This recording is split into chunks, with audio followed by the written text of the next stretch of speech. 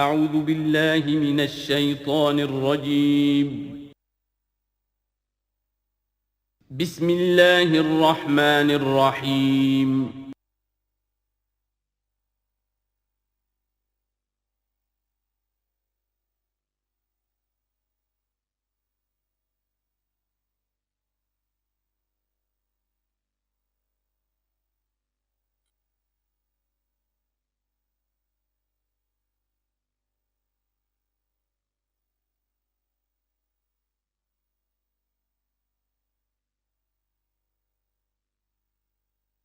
والصلاة والسلام على عباده الذين اصطفى خصوصا على أفضلهم وخاتم النبيين محمد الأمين وعلى آله وصحبه أجمعين. أما بعد فأعوذ بالله من الشيطان الرجيم. بسم الله الرحمن الرحيم. الحمد لله رب العالمين الرحمن الرحيم مالك يوم الدين إياك نعبد وإياك نستعين اهدنا الصراط المستقيم صراط الذين أنعمت عليهم غير المغضوب عليهم ولا الضالين آمين. رب اشرح لي صدري ويسر لي امري واحلل عقدة من لساني يفقهوا قولي. اللهم ربنا الهمنا رشدنا واعذنا من شرور انفسنا. اللهم ارنا الحق حقا وارزقنا اتباعه وارنا الباطل باطلا وارزقنا اجتنابه. اللهم ربنا يسر لنا امورنا كلها واتمم لنا بالخير وتقبل منا فإنك خير المتقبلين. آمین یا رب العالمین. ابھی میں نے سورہ فاتحہ کی تلاوت کی اور آپ نے سماعت فرمائی. یہ سورہ مبارکہ مصحف کے اعتبار سے تو پہلی سورت ہے ہی، سب کو معلوم ہے، لیکن یہ بھی نوٹ کر لیجئے کہ یہ نزول کے اعتبار سے بھی سب سے پہلی مکمل سورت جو حضور پر نازل ہوئی وہ یہی ہے. اس سے قبل متفرق آیات نازل ہوئیں. 5 آیتیں سورہ علق کے آغاز میں، کچھ آیتیں سورہ قلم یا سورہ نون کے آغاز میں، کچھ آیتیں سورہ مزمل کی ابتدا کی، کچھ آیتیں سورہ مدثر کے آغاز کی. 5ویں وحی تقریباً اس پر اجماع ہے کہ یہ سورۃ الفاتحہ کی ہے اور یہ مکمل سورت ہے جو حضور پر نازل ہوئی. سورۃ الفاتحہ کے معنی ہوئے افتتاحی سورت. فتح یفتح کے معنی ہے کھولنا. مفتاح کنجی کو کہتے ہیں، چابی کو. تو یہ اوپننگ سورہ آف دی قرآن، قرآن حکیم کی افتتاحی صورت. ویسے جیسا کہ میں تعارف قرآن کے ضمن میں عرض کر چکا ہوں، عربوں کا یہ مزاج تھا کہ جس چیز سے انہیں خصوصی محبت ہوتی تھی اس کے بہت سے نام رکھتے تھے. اس کے بھی بہت سے نام ہیں. سورۃ الفاتحہ سب سے عام ہے، لیکن الکافیہ، الشافیہ، ام القرآن، اساس القرآن، کم سے کم یہ 4 نام تو میں سمجھتا ہوں کہ ہر مسلمان کو مزید معلوم ہونے چاہیے، اور بھی بہت سے نام. اس سورہ مبارکہ کی بالاتفاق و بالاجماع 7 آیتیں ہیں، اگرچہ ان کی ترتیب میں کچھ اختلاف ہے. ایک رائے یہ ہے، اور یہ رائے امام شافعی کی بھی ہے اور بصرہ کے جو قراء تھے ان کی بھی ہے، کہ آیت بسم اللہ بھی سورہ فاتحہ میں شامل ہے، اس کا جز ہے. وہ اس کو شامل کر کے پھر 7 آیتیں بناتے ہیں. تو آخری جنہیں ہم 2 آیتیں سمجھتے ہیں، صراط الذین انعمت علیہم غیر المغضوب علیہم ولا الضالین، وہ ان کے نزدیک ایک آیت ہے. تو گویا کہ نتیجہ یہ نکلا کہ آیتوں کی تعداد 7 ہی رہتی ہے. امام ابو حنیفہ رحمۃ اللہ علیہ کا موقف اور کوفے کے جو قراء تھے ان کا بھی موقف یہ ہے کہ آیت بسم اللہ نہ سورہ فاتحہ کا جز ہے نہ کسی اور سورت کا جز ہے، سوائے ایک مقام پر جہاں حضرت سلیمان علیہ السلام کا خط جو ہے نقل ہوا ہے، جو انہوں نے ملکہ سبا کو لکھا تھا انہ من سلیمان و انہ بسم اللہ الرحمن الرحیم۔ تو قرآن کے متن میں صرف اسی جگہ پر یہ آیت شامل سمجھتے ہیں، باقی یہ صرف علامت کے طور پر کہ یہاں سے ایک نئی صورت شروع ہو رہی ہے درج کی گئی ہے۔ اس سورہ مبارکہ کو الصلاح قرار دیا گیا ایک حدیث میں۔ اس کا جو اسلوب ہے وہ دعا کا ہے، اور دعا کے ساتھ اس کی جو مناسبت ہے، اور پھر اسی کی وجہ سے ہماری نماز کا یہ جزو لا ینفک بنا دیا گیا۔ بلکہ ایک حدیث جو میں آپ کو سناؤں گا اس میں اسی کو نماز قرار دیا گیا، الصلاح یہی ہے۔ ویسے وہ حدیث مبارک موجود ہے، من لم یقرأ بفاتحۃ الکتاب لا صلاۃ لمن لم یقرأ بفاتحۃ الکتاب، جو شخص سورہ فاتحہ کی تلاوت نہیں کرتا اس کی کوئی نماز نہیں۔ اس کے حوالے سے بھی ہمارے ہاں دو مسلک ہیں، ذکر صرف اس لیے کر رہا ہوں کہ آپ کے علم میں ہو، ان میں کوئی بنیادی فرق نہیں ہے۔ کسی بھی ایک رائے کا انسان قائل اور حامل ہو سکتا ہے بغیر اس کے کہ دوسرے کو بالکل غلط قرار دے، بلکہ یہ کہ اس کے لیے بھی گنجائش اپنے ذہن میں اور اپنے دل میں رکھے۔ اور دوسری آیت یہ ہے کہ اس کا حصہ نہیں ہے۔ اسی اعتبار سے یہ کہ یہ سورہ مبارکہ نماز میں پڑھی جانی ضروری ہے، لا صلاۃ لمن لم یقرأ بفاتحۃ الکتاب۔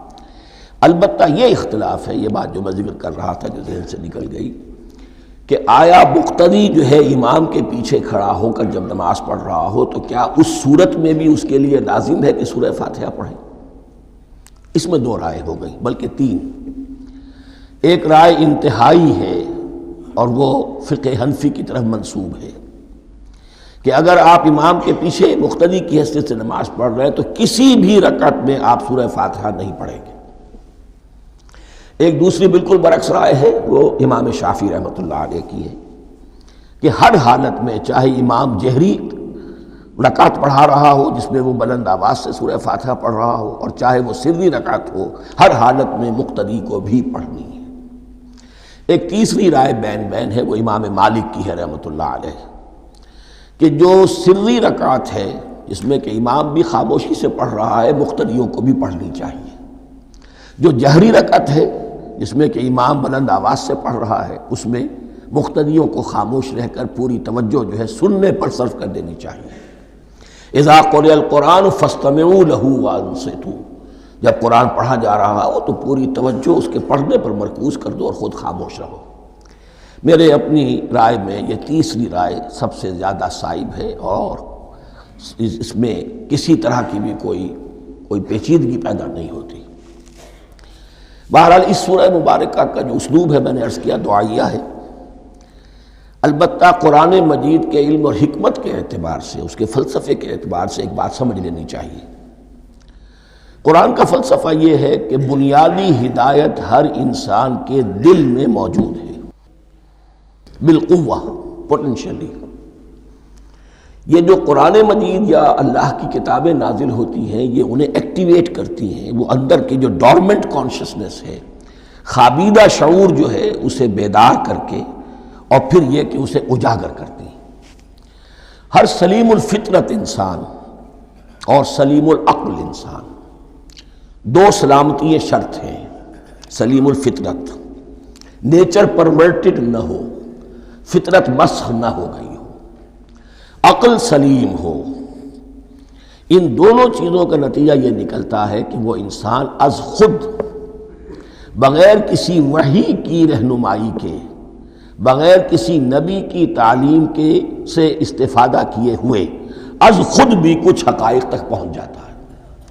اور وہ حقائق کیا ہیں؟ نمبر ایک یہ کہ اس کائنات کا ایک خالق ہے اور وہ ایک ہے، اور وہ تمام صفات کمال سے متصف ہے۔ نمبر دو یہ کہ انسان کی زندگی صرف یہ زندگی نہیں ہے، بلکہ ایک اور زندگی ہے کہ جس میں اس زندگی کے اعمال کے نتائج برآمد ہوں گے۔ یہ دو باتیں، اس کی زیادہ وضاحت کے ساتھ جو ہے اس کا تذکرہ آئے گا سورہ لقمان میں، جہاں حضرت لقمان کی شخصیت کا تذکرہ ہے۔ لیکن یہاں صرف یہ بات سمجھ لیجئے کہ قرآن کا فلسفہ یہ ہے کہ ہر انسان میں، ہر فرد نوع بشر میں جو اپنی ولادت کے وقت مسلم ہوتا ہے، حضور کی حدیث ہے کل مولود یولد علی الفطرہ ابواہ یحودانہ او ینصرانہ او یمجسانہ، ہر بچہ نوع انسانی کا فطرت اسلام پر پیدا ہوتا ہے، وہ فطرت کے اندر وہ ہدایت ودیت ہے۔ اب اگر وہ فطرت بس نہیں ہوئی اور عقل جو ہے وہ صحیح رخ پر کام کر رہی ہے تو ان دو حقائق تک وہ انسان خود پہنچ جائے گا۔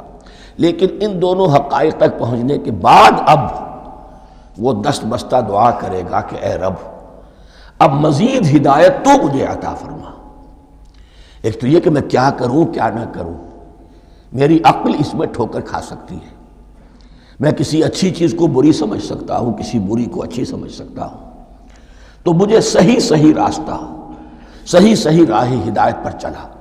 یہ دعا ہے جو انسان کرتا ہے جبکہ وہ ایمان باللہ اور ایمان بالآخرہ تک خود پہنچ چکا ہوتا ہے، اور یہ سمجھتا ہے کہ صحیح زندگی کا رخ یہی ہے کہ جس رب کو میں نے پہچانا ہے کہ وہ اس کائنات کا خالق ہے اور مالک ہے اور رب ہے، میں اس کی بندگی کروں، اس کی اطاعت کروں، اس کا حکم مانوں، اس کے راستے پر چلوں۔ لیکن وہ راستہ کون سا ہے؟ اس کے لیے پھر دست بدعا ہوتا ہے کہ پروردگار تو میری رہنمائی فرما۔ یہ مقام ہے کہ جہاں آپ سمجھ لیجئے اپنے آپ کو بھی آج اس جگہ پر تصور کرتے ہوئے پھر اس سورہ مبارکہ کو پڑھیے کہ آپ اس مقام پر اللہ کے فضل و کرم سے پہنچ چکے ہیں کہ اللہ کو آپ نے پہچان لیا اور اس کی توحید کو جان لیا، اس کی جملہ صفات کمال سے آپ واقف ہو گئے۔ آپ یہ بھی جان گئے کہ مر کر اس کے حضور میں حاضر ہونا ہے اور وہ حساب کتاب لے گا۔ پھر آپ نے یہ عہد بھی کر لیا کہ اب زندگی گزارنی ہے اس رب کی بندگی میں، اسی کی فرما برداری میں۔ اب یہاں کھڑے ہو کر آپ پوچھتے ہیں کہ اللہ مجھے وہ تفصیلی ہدایت عطا فرما، ایسا نہ ہو کہ کبھی میں کسی راستے پر چلتا ہوا کسی پگڈنڈی پر مڑ جاؤں اور وہ تھوڑی سی جو ڈیوییشن ہو میرے راستے کی وہ میری عاقبت کو برباد کر دے۔ یک لحظہ غافل گشتم و صد سال راہم دور شد، اس لیے کہ ہوتا یہی ہے سیدھے راستے سے ذرا سی کوئی پگڈنڈی جو ہے تھوڑے سے اینگل پر نکلی ہے، لیکن جب چلتے جائیں گے آپ تو جتنا آگے بڑھیں گے اس پر، اس راہ صراط مستقیم سے آپ اتنے ہی زیادہ دور ہوتے چلے جائیں گے۔ یہ ہے قرآن مجید کی حکمت اور فلسفے کے اعتبار سے اس سورہ مبارکہ کا مقام۔ اب آئیے ہم بسم اللہ کرتے ہیں۔ بسم اللہ الرحمن الرحیم، شروع کرتا ہوں میں اللہ کے نام سے جو رحمان اور رحیم ہے۔ اس پر کچھ گفتگو ہو چکی ہے تعارف قرآن کے ضمن میں کہ رحمان اور رحیم دو نام ہیں کہ جو رحمت کے مادے سے نکلتے ہیں۔ رحمان میں اللہ تعالیٰ کی رحمت کا جوش، ہیجانی کیفیت، طوفانی کیفیت، اور رحیم میں اللہ تعالیٰ کی رحمت کا دوام اور تسلسل۔ یہ دونوں کیفیات اللہ کی رحمت میں بیک وقت موجود ہیں، جس کا ہم تصور نہیں کر سکتے۔ ہم سمندر کو دیکھتے ہیں، متلاطم سمندر ہے، اس میں ہیجان ہے، طوفان ہے۔ دریا کو دیکھتے ہیں کہ وہ سکون کے ساتھ چل رہا ہے، خاموشی سے چل رہا ہے، بہہ رہا ہے، بس تسلسل کے ساتھ بہہ رہا ہے۔ ہم ان دونوں کیفیات کو علیحدہ علیحدہ دیکھتے ہیں تو ہمارا ذہن ان دونوں کو بیک وقت اس کا تصور نہیں کر سکتا، تخیل ممکن نہیں۔ لیکن اللہ کی رحمت کی یہ دونوں شانیں مستقلاً ہر وقت موجود ہیں بیک وقت، اسی لیے ان دونوں کے درمیان کہیں حرف عطف نہیں آئے گا۔ بسم اللہ الرحمن الرحیم، الحمدللہ رب العالمین۔ کل حمد، اور حمد کو ذہن میں رکھ لیجئے، حمد مساوی ہے تعریف جمع شکر۔ عام طور پر ترجموں میں ایک لفظ لایا جاتا ہے، کل تعریف اللہ کے لیے، یہ کافی نہیں ہے۔ تعریف آپ کسی شے کی کر سکتے ہیں جس میں کوئی حسن ہے، خوبی ہے، کسی بھی اعتبار سے، خواہ آپ کو اس کے حسن و خوبی سے کوئی فائدہ حاصل نہیں ہو رہا۔ ایک پھول ہے، بہت خوبصورت ہے، بس ٹھیک ہے، خوبصورت ہے، آپ نے کہا، تعریف کر دی۔ شکر کرتے ہیں آپ اس شے کا جس سے آپ کو کوئی فائدہ پہنچا ہو، استفادہ ہوا ہو، آپ کی کوئی ضرورت پوری ہوئی ہو، آپ کی کوئی مشکل رفع ہوئی ہو۔ اور آپ دیکھیں گے کہ حمد میں یہ شکر کا پہلو غالب ہے۔ جتنی بھی دعائیں ہیں حضور سے منقول، شکر کے مقام پر وہاں حمد آتا ہے۔ بھوک لگی ہوئی تھی، کھانا کھایا، الحمدللہ الذی اطعمنی وسقانی۔ اب یہاں دیکھیے ترجمہ، تعریف نہیں، شکر ہے اس اللہ کا جس نے مجھے کھلایا اور پلایا۔ آپ بیت الخلاء سے باہر آئے، نجاستیں آپ سے دور ہو گئیں، طبیعت میں انشراح ہوا، الحمدللہ الذی اذھب عنی الاذی وعافانی۔ وہ شکر ہے اس اللہ کا جس نے اذیت بخش چیزیں مجھ سے دور کر دیں اور مجھے عافیت بخشی۔ تو یہ الحمدللہ رب العالمین، اللہ تعالیٰ کا حسن و کمال اور حسن و جمال اپنی جگہ بھی اس انتہا کا ہے کہ جتنی تعریف اس کا حق ہے ہم کر ہی نہیں سکتے، لیکن اس کے احسانات اور انعامات ہم پر اتنے ہیں کہ ہم ان کو بھی گن نہیں سکتے، لہذا ایک ہی احصاء ہم نے کر دیا الف لام کے ساتھ، الحمدللہ رب العالمین، تمام تعریفیں اور کل شکر اللہ کے لیے ہیں کہ جو تمام جہانوں کا پروردگار ہے، رب ہے، مالک ہے۔ رب میں ایک مفہوم ہوتا ہے ربوبیت کا، اور اس میں مفہوم شامل ہوتا ہے تربیت کا، ربیانی صغیرہ، تو مالک ہونا اور تربیت دینا۔ آپ جس شے کے مالک ہوں گے آپ چاہیں گے اس میں بڑھوتری ہو، اس میں اضافہ ہو، وہ نشو و نما پائے، تو یہ دونوں چیزیں آپس میں ایک دوسرے کا جڑی ہوئی ہیں، پروردگار بھی اور مالک بھی۔ عام طور پر عربی میں رب کا لفظ مالک کے لیے آتا ہے، رب البیت، رب الدار، رب المال، تو مالک وہاں پر ظاہر بات ہے کہ اس سے مراد کیا ہے، مال والا، گھر والا، گھر کا مالک۔ تو کل شکر اور کل تعریف اس اللہ کے لیے ہے جو تمام جہانوں کا مالک بھی ہے اور پروردگار بھی ہے۔ الرحمن الرحیم، رحمان ہے اور رحیم ہے، اب دوبارہ اس کی میں وضاحت نہیں کروں گا۔ مالک یوم الدین، یوم دین کا مختار مطلق ہے۔ دین عربی زبان میں کہتے ہیں بدلے کو، دناہم کما دانو، کما تدینو تو دانو، یہ کہاوت ہے، جیسے اردو میں ہم کہتے ہیں جیسا کرو گے ویسا بھرو گے، کما تدینو تو دانو، تو یہ ہے بدلہ، اس کا بنیادی مفہوم جو ہے وہ بدلہ ہے۔ تو بدلے کا ایک دن ہے جس دن فیصلہ ہوگا کہ کون کیا کما کر لایا ہے اور اسے کیا بدلہ ملنا چاہیے۔ آیا اس کا برائیوں کا پلڑا بھاری ہے کہ اسے سزا ملنی چاہیے، یا اس کی حسنات اور نیکیوں کا پلڑا بھاری ہے کہ اسے جزا ملنی چاہیے، اس کا انعام اور اکرام کے ساتھ معاملہ کیا جانا چاہیے، وہ ایک دن ہے، اسے ہم یوم القیامہ کہتے ہیں۔ اور لیکن اصل بات جو یہاں کہی گئی، یعنی ایک جملے میں تین باتوں کا اعتراف ہو رہا ہے۔ بعث بعد الموت، ایک دن آئے گا کہ ہم مرنے کے بعد تمام انسان اٹھا لیے جائیں گے، پھر حساب و کتاب، پھر اللہ کے ہاں حاضری ہوگی اور حساب کتاب ہوگا۔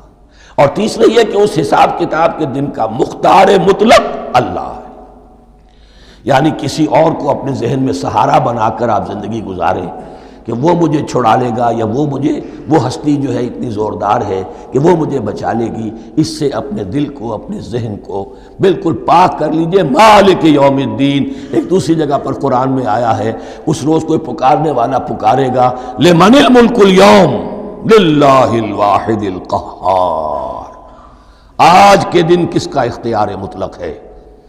اور پھر کہا جائے گا اللہ کے لیے، الواحد قہار، جو پوری طرح چھایا ہوا ہے، بس تولی ہے۔ تو مالک یوم الدین، جو جزا و سزا کے دن کا مالک ہے۔ اب یہاں سے کلام ایک رخ بدل رہا ہے، ابھی تک تو یہ غائبانہ انداز میں کلام ہو رہا ہے، اللہ سے خطاب نہیں آیا اس میں ابھی۔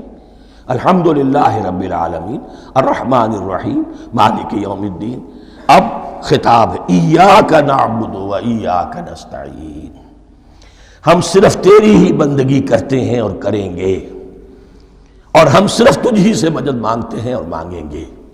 یہ ترجمہ میں کیوں کر رہا ہوں کہ یہ فعل مضارع ہے، عربی زبان میں فعل مضارع حال اور مستقبل دونوں کو کور کرتا ہے۔ ایاک کا جو ہے مفعول فاعلی جو ہے، مفعول جو ہے اس میں ضمیر مفعولی، اسے پہلے لا کر حشر کا مضمون پیدا ہو گیا۔ ہم تیری بندگی کرتے ہیں نہیں، ہم تیری ہی بندگی کرتے ہیں اور کریں گے۔ حال میں ترجمہ کیجئے تو یہ اظہار حال ہے، اور مستقبل میں ترجمہ کیجئے تو یہ ایک عہد ہے، قول و قرار ہے، بہت بڑا معاہدہ ہے۔ وَإِيَّاكَ نَسْتَعِينُ، اور صرف تجھ ہی سے مدد مانگتے ہیں اور مانگیں گے۔ اس میں بھی حال کا ترجمہ اظہار حال، اللہ کرے کہ واقعی ہمارا حال وہی ہو، جب ہم یہ الفاظ کہتے ہیں تو واقعتاً ہم اس پر پورے اتر رہے ہوں کہ اسی کی بندگی کر رہے ہوں اور اسی سے ساری استعانت اور استمداد کر رہے ہیں۔ جہاں تک مستقبل کا تعلق ہے وہ پھر ایک عہد ہے، اہدنا الصراط المستقیم، یہ مقام وہ آ گیا کہ یہاں تک تو اے پروردگار ہم پہنچ گئے، تیرے فضل سے، تیرے کرم سے، فطرت سلیمہ بھی تیری عطا کردہ تھی، عقل سلیم بھی تیری ودیعت کردہ تھی، ان دونوں کی روشنی سے ہم یہاں تک تو پہنچ گئے۔ اب ہماری جو ضرورت ہے، احتیاج ہے، وہ کیا ہے؟ اہدنا الصراط المستقیم، ہدایت بخش ہمیں سیدھے راستے کی۔ یہاں دو باتیں سمجھ لیجئے، انفرادی سطح پر انسان کے لیے نہ معلوم کتنے مرحلے آتے ہیں ہر روز کہ جس میں وہ ایک چھٹک کر کھڑا ہو جاتا ہے، یہ کروں یا یہ کروں، دو آلٹرنیٹو سامنے آ رہے ہیں، فیصلہ کرنا مشکل ہو رہا ہے، قدم قدم پر ہدایت کی ضرورت ہے۔ اور اجتماعی طور پر نوع انسانی تین بڑے بڑے تمدنی مسائل میں واقعہ یہ ہے کہ تسلیم کر لیا جانا چاہیے کہ عقل انسانی اس کو راستہ نہیں دکھا سکتی۔ عام معاشرتی سطح پر مرد اور عورت کے درمیان حقوق اور اختیارات کا کیا توازن ہو، ناممکن ہے، انسان طے نہیں کر سکتا۔ انسان یا مرد ہے یا عورت ہے، عورت سوچے گی اپنے اپنے جذبات کا، اپنے خیالات کا لحاظ رکھے گی، مرد کے جذبات و احساسات کا اس کا کوئی تصور ہی ممکن نہیں۔ مرد سوچے گا اسے اپنے احساسات معلوم ہے، لیکن یہ کہ عورت کے احساسات سے وہ نابلد ہے، ان کو محسوس کر ہی نہیں سکتا، لا محالہ وہ اپنے بارے میں وہ جو بھی نظام بنائے گا اس میں وہ اپنی بالادستی رکھے گا۔ وہ تو ایک ہی ہستی ہو سکتی ہے کہ جو دونوں کی خالق ہے، مرد کی بھی عورت کی بھی، اور اس کو دونوں سے محبت ہے، دونوں کا خیر خواہ ہے، دونوں کا رب ہے، دونوں کو پروان چڑھانا چاہتا ہے۔ اسی طرح فرد اور معاشرہ یا ریاست، حکومت اور ریاست ہمیشہ یہ چاہتی ہے کہ سارے اختیارات ہمارے ہاتھ میں آ جائیں، ٹوٹلیٹیرین سوسائٹی ہو، بس ہم حکم دیں اور لوگ اس پر چلیں۔ افراد یہ چاہتے نہیں، ہمیں آزادی ہونی چاہیے۔ اب آپ دیکھیے کہ دنیا میں کتنے جھگڑے چلتے ہیں اسی پر، فریڈم فریڈم فریڈم۔ وہ فریڈم واقعتاً اپنی جگہ پر ایک شے ہے، افراد کی آزادی ہونی چاہیے، لیکن افراد کی آزادی اتنی نہ ہو جائے کہ وہ مادر پدر آزاد ہو جائے، کوئی قانون، کوئی قاعدہ، کوئی اخلاقی کوئی حدود اور قیود جو ہے ان کا پابند نہ رہے۔ تو اب کہاں ہے وہ نقطہ اعتدال کہ جس میں انسان کے انفرادی آزادی، انفرادی اختیار اور ادھر اجتماعی مصلحتیں جو ہیں ان کو بیلنس کیا جا سکے؟ انسان طے نہیں کر سکتا، صرف اللہ ہی اس کے لیے نظام دے سکتا ہے۔ تیسرا مسئلہ ہے سرمایہ اور محنت، اس میں کیا توازن ہو؟ سرمایہ اور محنت دونوں مل کر کچھ بنا رہے ہیں، کچھ پروڈیوس کر رہے ہیں۔ اب اس میں نفع جو ہوا ہے اس میں سرمایہ کا کتنا حصہ ہونا چاہیے اور لیبر کا کتنا ہونا چاہیے، کون طے کر سکتا؟ اس کے لیے بھی کہ ایسا نہ ہو کہ سرمایہ داری جو ہے آکاش بیل بن کر پورے معاشرے پر چھا جائے، اور غریب بیچارہ، مزدور بیچارہ، کاشتکار بیچارہ وہ گویا کہ چکی کے دو پارٹوں میں پس کر رہ جائے، اس کی کوئی حیثیت نہ رہ جائے۔ لیکن یہ کہ دوسری طرف اگر یہ کہ مزدور کا جو حق ہے اس سے زیادہ اس کو دے دیا جائے تو سرمایہ جو ہے وہ سکڑ جائے گا، شائی ہو جائے گا، وہ پھر میدان میں نہیں آئے گا۔ کیا کیا جائے؟ کون سا نقطہ عدل و اعتدال ہے؟ یہ تین مسائل ایسے ہیں، اہدنا الصراط المستقیم۔ تو یوں سمجھیے کہ ایک جو بنیادی ہدایت تھی، ایک اللہ کو پہچان لینا، یہ جان لینا کہ کل حسن و جمال اور تمام انعام و اکرام کا منبع اس کی ذات ہے، وہ رحمان ہے اور رحیم ہے، اور یہ جان لینا کہ مرنے کے بعد جی اٹھنا ہے، حساب کتاب ہے، فیصلہ ہوگا جزا و سزا کا، اور مختار مطلق اس دن کا اللہ ہے۔ پھر یہ عہد کر لینا ایاک نعبد و ایاک نستعین۔ اس کے بعد دعا، پروردگار ہمیں ہدایت پر قائم رکھ، ہماری ہدایت میں اضافہ فرما۔ اس ہدایت کے لفظ کو سمجھ لیجئے، بنیادی ہدایت، تفصیلی ہدایت، قدم قدم پر ہدایت، ہدایت پر ہدایت۔ والذین اہتدوا زادہم ھدی، جو لوگ ہدایت کے راستے پر آتے ہیں اللہ ان کی ہدایت میں اضافہ کرتا ہے۔ تو یہ قدم قدم پر ہمیں ہدایت کی ضرورت ہے اور مرحلہ وار ضرورت ہے۔ ہدایت اس کو بھی کہتے ہیں کہ کسی نے آپ سے کوئی پتہ پوچھا، آپ نے کہا ادھر جانا، پھر دوسری گلی میں مڑنا، پھر جانا دو تین لائٹیں چلے جانا، پھر مڑنا، وغیرہ وغیرہ، یہ بھی ہدایت ہے، نظری طور پر آپ نے بتایا ہے۔ ایک ہدایت یہ ہوئی کہ بھائی میں چلتا ہوں آپ کے ساتھ، میں آپ کو وہاں تک پہنچا دوں گا تاکہ آپ کو دقت نہ ہو، آپ نے منزل تک پہنچا دیا۔ ان دونوں کے درمیان، یہ تو میں نے ایک فرد کی مثال دی ہے، اللہ اور بندے کے درمیان نہ معلوم کتنے مراحل ہیں ہدایت کے۔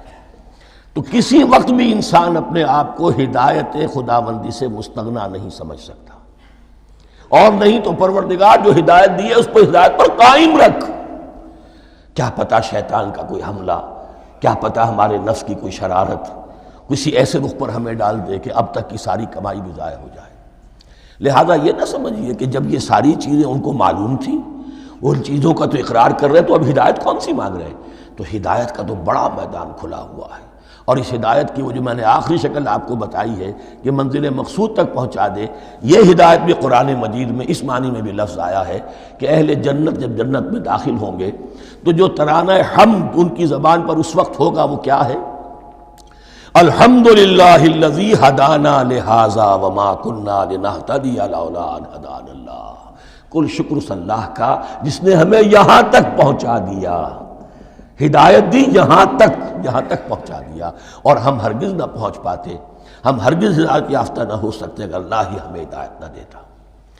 اہدنا الصراط المستقیم، سیدھا راستہ، صراط الذین انعمت علیہم، اب اس کی مزید وضاحت ہے، راستہ اس کا ان لوگوں کا جن پر تیرا انعام ہوا۔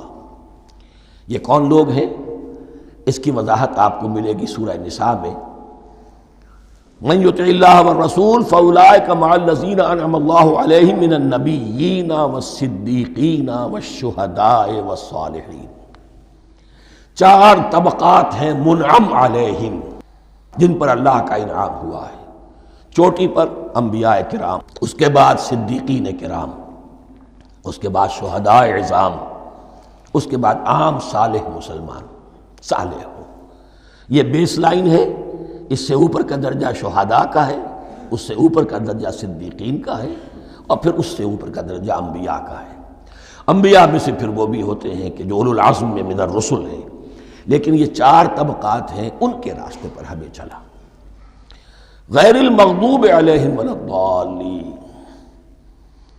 جو مغضوب علیہم نہیں ہوئے، جن پر تیرا غضب نہیں ہوا، اور غضب ہوتا ہے ان پر کہ جو ہدایت کے واضح ہونے کے بعد ہدایت کو ترک کر دیں، وہ ہے مغضوب علیہم۔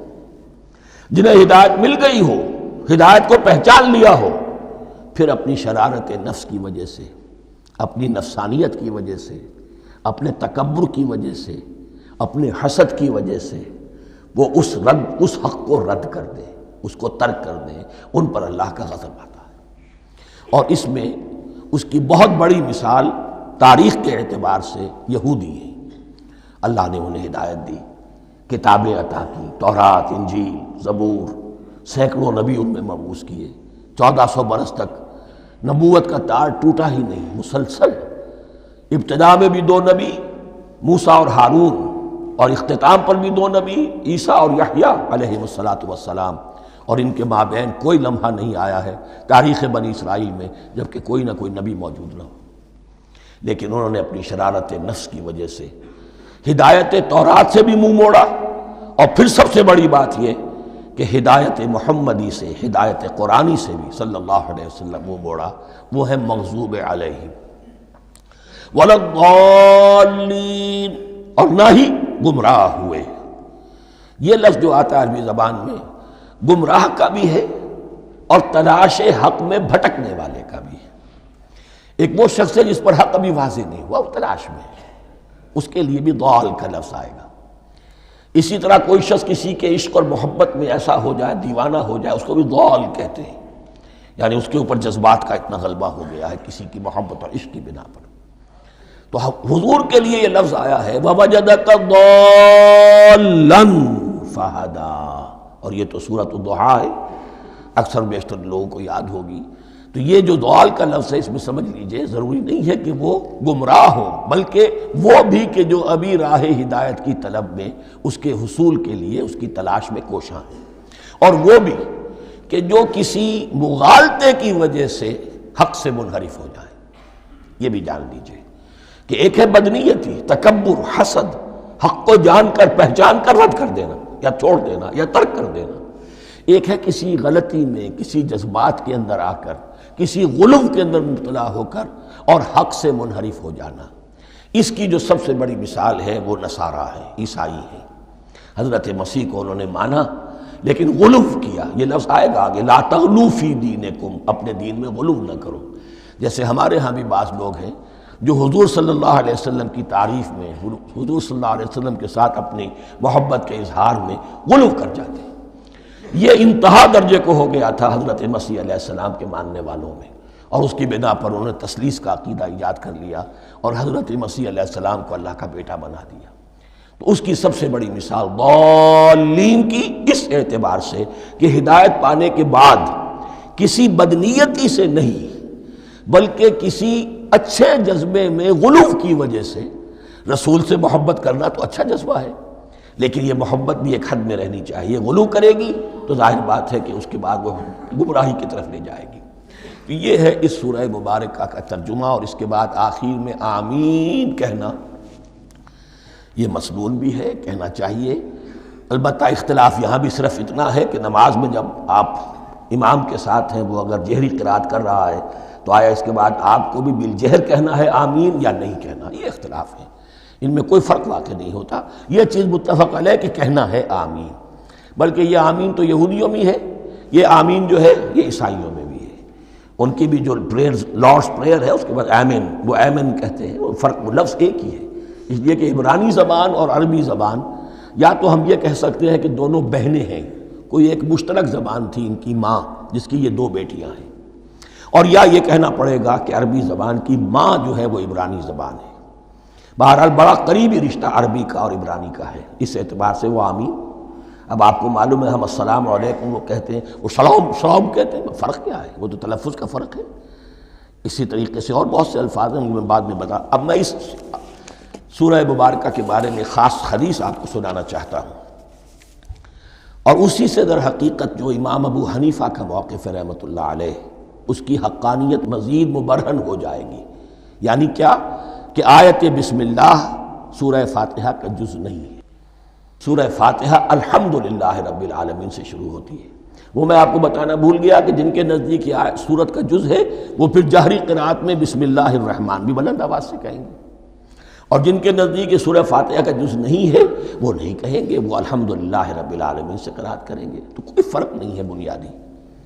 یہ حدیث جو ہے یہ مسلم شریف میں ہے اور حدیث قدسی ہے، اس کے راوی حضرت ابو ہریرہ ہیں رضی اللہ تعالیٰ عنہ، اور اس حدیث نے اس سورت کے مضامین کا نہایت عمدہ تجزیہ کر دیا ہے۔ حدیث کے الفاظ سن لیجئے، قسمت الصلاۃ بینی و بین عبدی نصفین۔ اللہ تعالیٰ فرما رہے ہیں، حدیث قدسی ہے، میں نے نماز کو، صلاۃ کو اپنے اور اپنے بندے کے درمیان آدھا آدھا تقسیم کر لیا۔ فنصفها لی ونصفها لعبدی، اس کا نصف جو ہے وہ میرے لیے ہے اور نصف جو ہے وہ میرے بندے کے لیے ہے۔ ولعبدی ما سأل، اور جو میرے بندے نے مانگا میں اسے دوں گا، میرا وعدہ ہے یا میں نے اسے دیا۔ اس کے بعد اس کی تفصیل آتی ہے، اذا قال العبد، جب بندہ کہتا ہے الحمدللہ رب العالمین، قال اللہ حمدنی عبدی، جب بندہ کہتا ہے الحمدللہ رب العالمین، اللہ فرماتا ہے میرے بندے نے میری حمد کی۔ وَإِذَا قَالَ الرَّحْمَنُ الرَّحِيمُ قَالَ اللَّهُ اثْنَى عَلَيَّ عَبْدِي، جب بندہ کہتا ہے الرحمن الرحیم، اللہ فرماتا ہے میرے بندے نے میری ثنا کی۔ وَإِذَا قَالَ مَالِكِ يَوْمِ الدِّينِ قَالَ اللَّهُ تَعَالَى مَجَّدَنِي عَبْدِي، میرے بندے نے میری تمجید بیان کی، میری بزرگی بیان کی۔ اب یہ تین آیتیں ہو گئیں، تینوں میں اللہ کی حمد ہے، ثنا ہے، تمجید ہے۔ یہ تین آیتیں خالص اللہ کے لیے ہو گئیں۔ اب چوتھی آیت آئی، ایاک نعبد و ایاک نستعین۔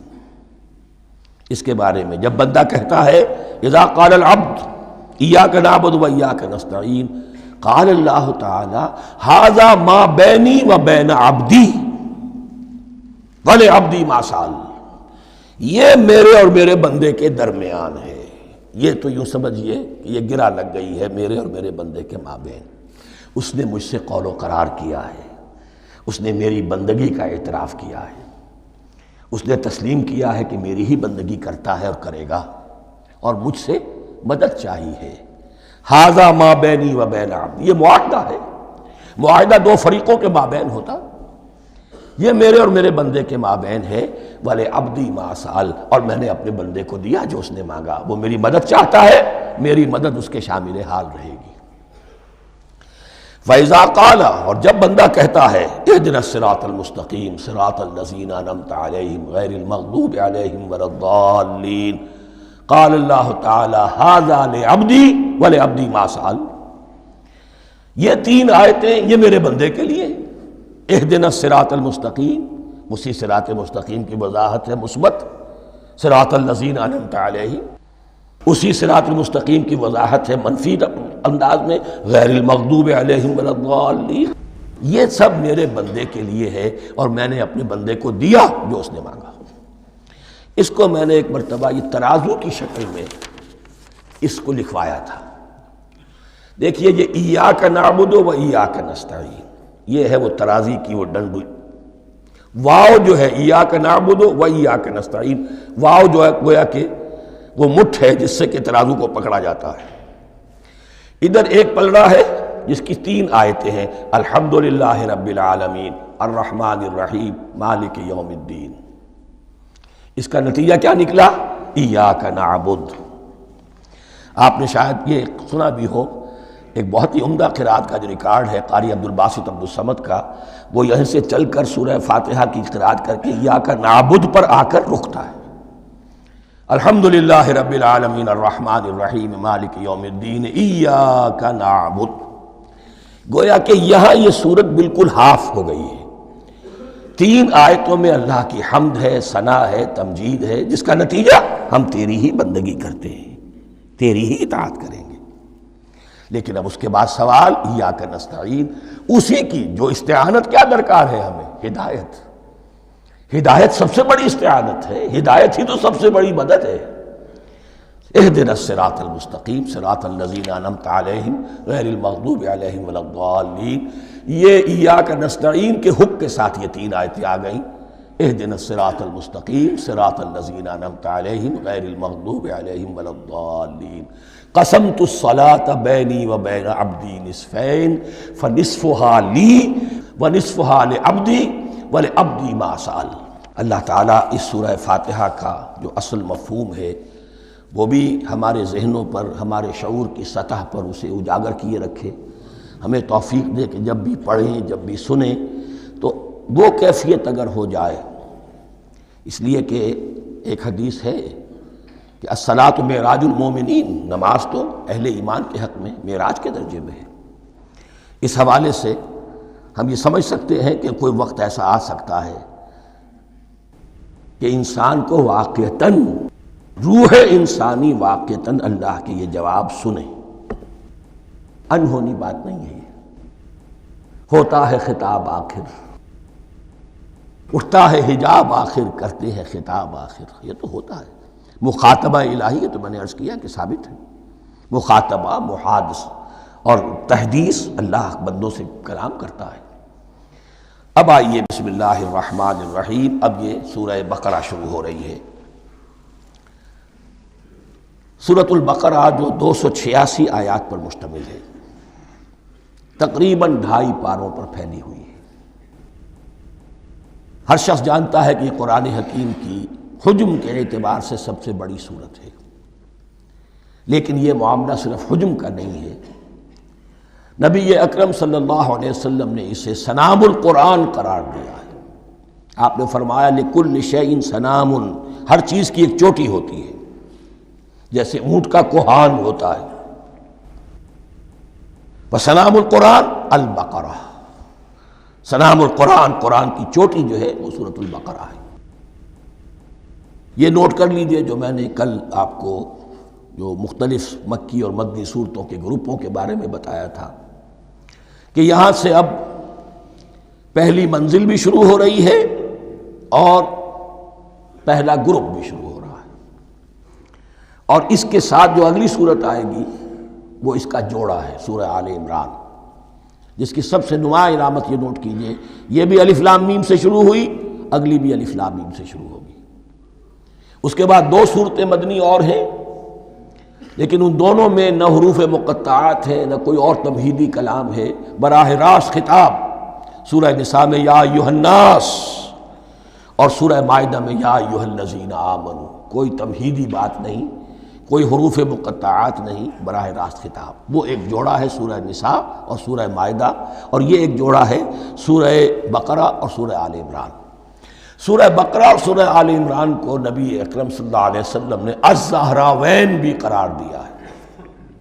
زہرا کہتے ہیں بڑی روشن چیز کو، یہ حضرت فاطمہ رضی اللہ تعالی عنہ کے نام کے ساتھ آتا ہے، فاطمۃ الزہراء، تو زہرا بہت روشن دمکتی ہوئی شے۔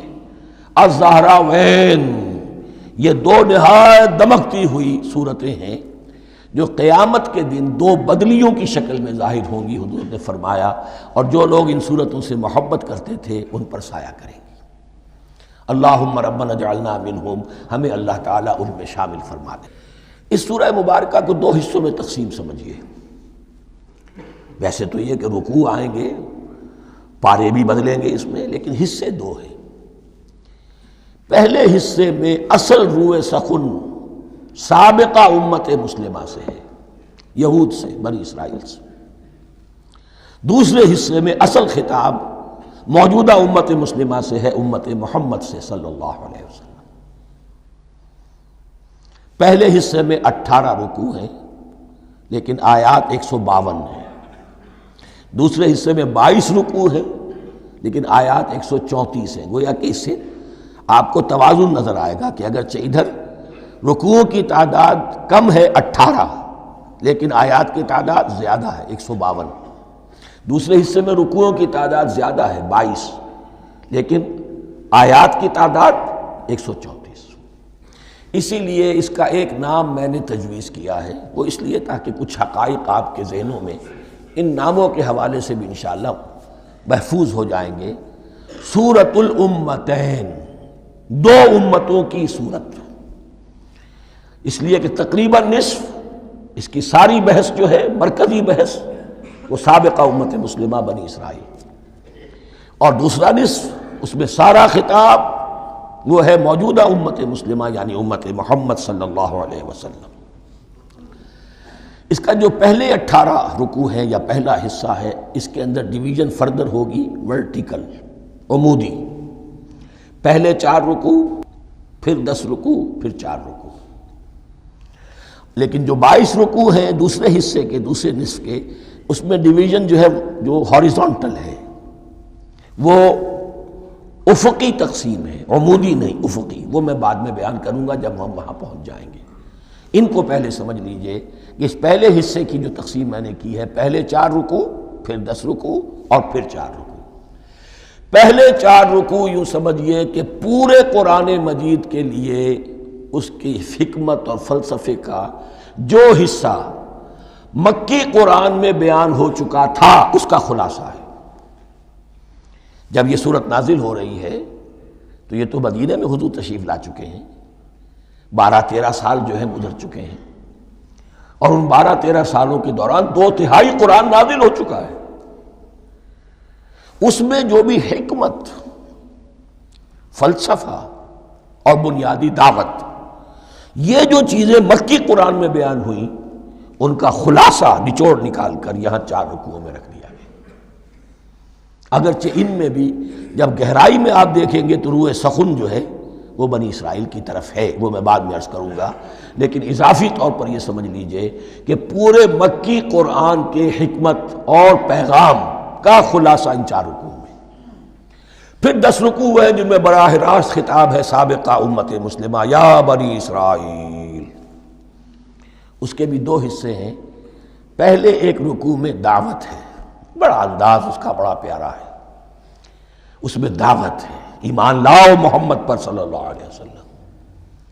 اور اس کے بعد 9 رکوع ہیں ملامت کے، ملامت، تنقید، تم نے یہ کیا اور یہ کیا اور یہ کیا، ہم نے یہ احسان کیے، یہ احسان کیے، یہ احسان کیے، تم نے یہ ناشکری کی، یہ ناشکری کی، یہ ناشکری کی۔ اور اس سب کا نتیجہ آخری 4 رکوعوں میں ہے کہ اب تمہیں اس منصب سے معزول کیا جا رہا ہے جس پر تم 2000 برس تک فائز رہے ہو، اور تمہیں ہٹا کر اب ایک نئی امت محمد کی شکل میں جو وجود میں آ چکی ہے صلی اللہ علیہ وسلم، اسے اس پر فائز کیا جا رہا ہے۔ اور اس کی علامت کے طور پر اسے میں کہا کرتا ہوں کورونیشن، تاج پوشی۔ ایک امت معزول، دوسری امت اس کا نسب ہو رہا ہے، اس کی تاج پوشی کے لیے سمبل، علامت کیا ہے؟ قبلہ تحویل۔ وہ قبلہ یروشلم سابقہ امت کا قبلہ اب ادھر رخ نہیں ہوگا، اب اہل توحید کا قبلہ یہ مکے کی طرف ہوگا، بیت اللہ کی طرف ہوگا۔ تو تحویل قبلہ کا مضمون ہے جو ان 4 رکوعوں میں آتا ہے۔ تو یہ میں نے تھوڑی سی تمہید جو ہے آپ کے سامنے رکھ دی ہے۔ اب بسم اللہ کیجئے۔ بسم اللہ الرحمن الرحیم۔ الف لام میم۔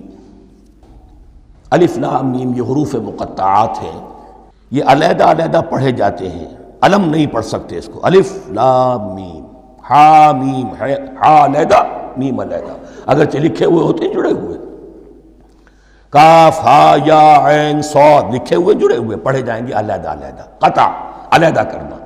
تو حروف مقطعات، ان کے بارے میں ایک بات تو جو ہے اجماعی ہے، سب کے نزدیک مسلم ہے، ان کا کوئی حتمی مفہوم اور ان کے حتمی معنی کسی کو معلوم نہیں سوائے اللہ اور اس کے رسول کے۔ اس معنی میں یوں بھی کہا گیا یہ کوڈ ورڈز ہیں، جیسے کہ کوئی میسیجز جو ہیں ادھر ادھر بھیجے جاتے ہیں، سیکرٹ میسیجز، تو کچھ کوڈ ورڈز ہوتے ہیں جس سے سمجھ میں آتا ہے کہ یہ بات واقعتاً صحیح سورس سے آ رہی ہے، واللہ عالم۔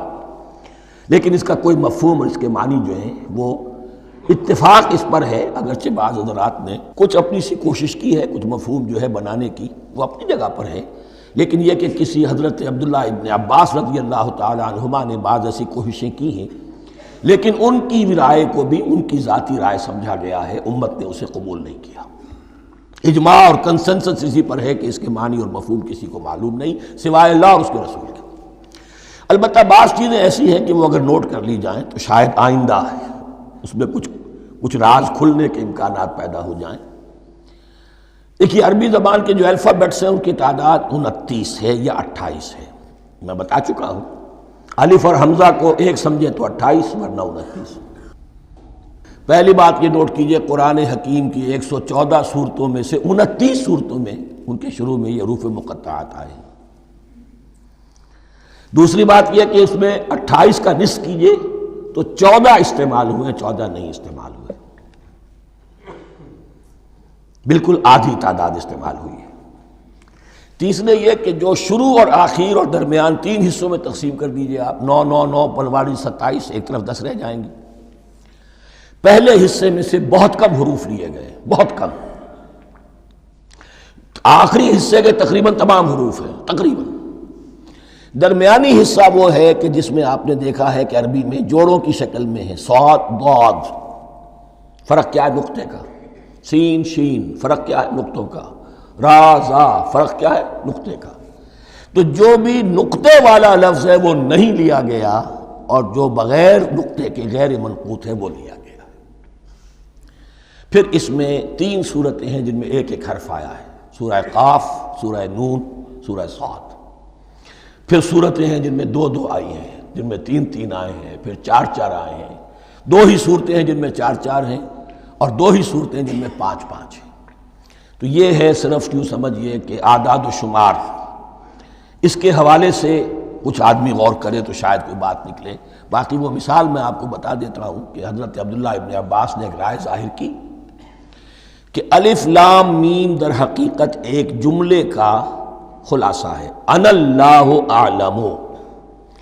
پہلا لفظ انا، اس کا الف لے لیا، درمیانی لفظ اللہ، اس کا درمیانی لام لے لیا، تیسرا لفظ اعلم، یہ آخری لفظ ہے، آخری حرف میم لے لیا، انا اللہ اعلم، میں اللہ جانتا ہوں، واللہ اعلم، واقعتاً اللہ ہی جانتا ہے۔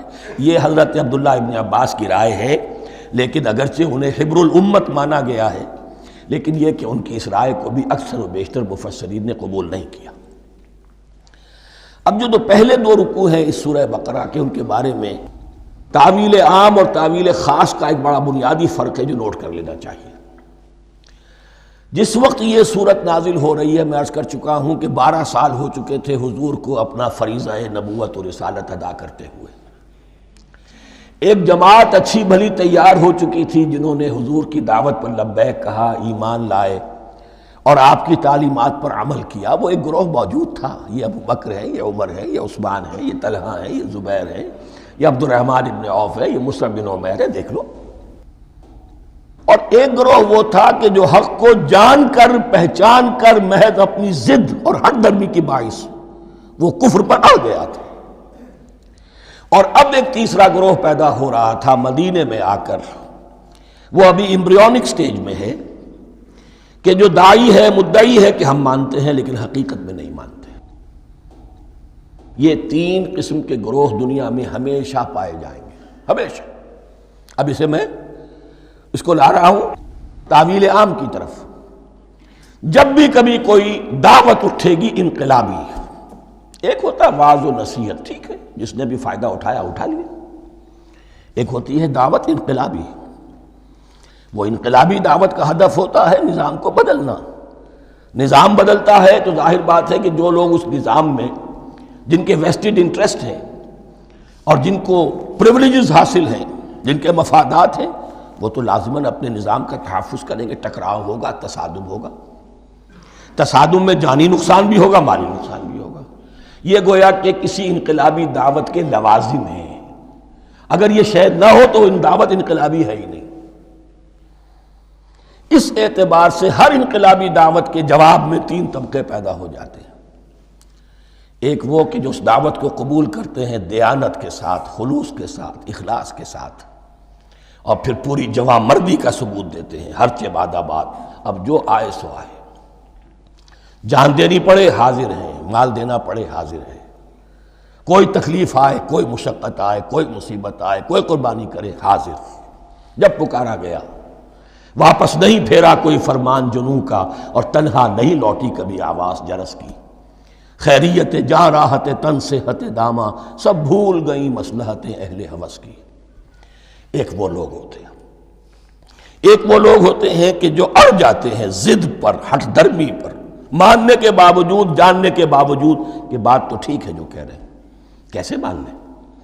ہماری سیادت، ہماری چودراہٹ، ہمارے مفادات، ہمارے یہ ساری چیزیں، ان سب کے اوپر زد پڑ رہی ہے۔ یہ لوگ اڑ جاتے ہیں، اور پھر کوئی دعوت، کوئی نصیحت، کوئی مزید افہام و تفہیم ان کے حق میں مفید نہیں ہوتی۔